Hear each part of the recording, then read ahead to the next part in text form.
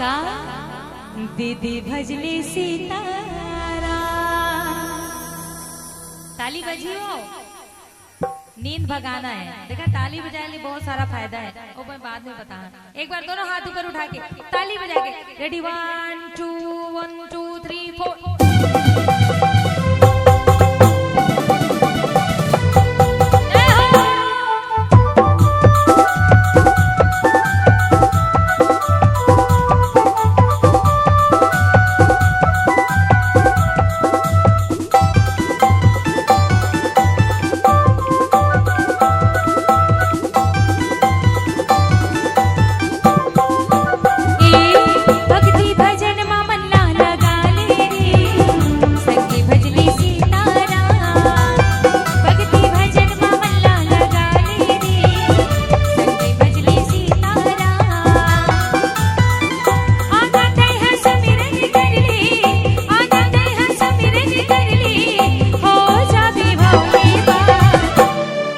दीदी भजली सीतारा भक्ति भजन मल्ला लगा रे, संगी भजली सीतारा भक्ति भजन मल्ला लगा रे, दीदी भजली सीतारा।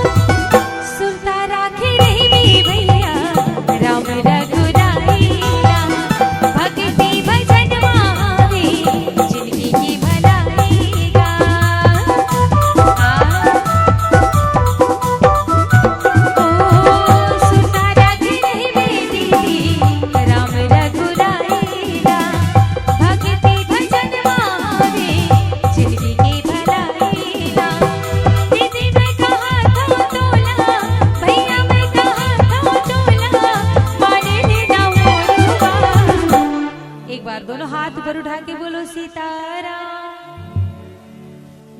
काकरो घर वाला के नाम थोड़ी ना है, हाँ नहीं है ना, तो क्या टेंशन है। दोनों हाथ ऊपर उठा के बोलो सीताराम, थोड़ा और जोर से सीताराम। हाँ दीदी मैं कहा तुम तोला, भैया मैं कहा तुम तोला, माने लेना बोलूंगा,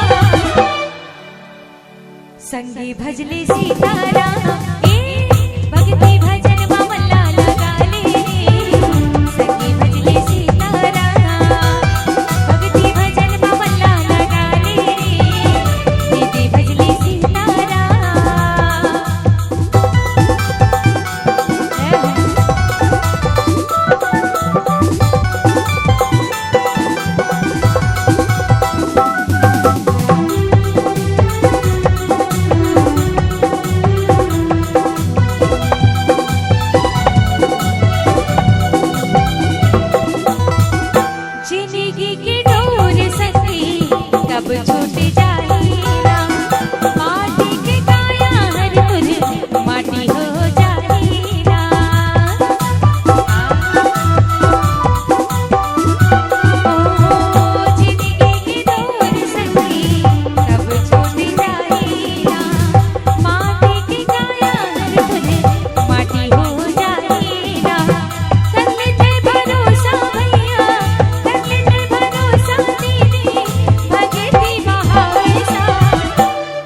अंतिम लाइन दोनों हाथ ऊपर उठा के बोलो सीताराम, बोलो सीताराम, संगी भजली सीताराम।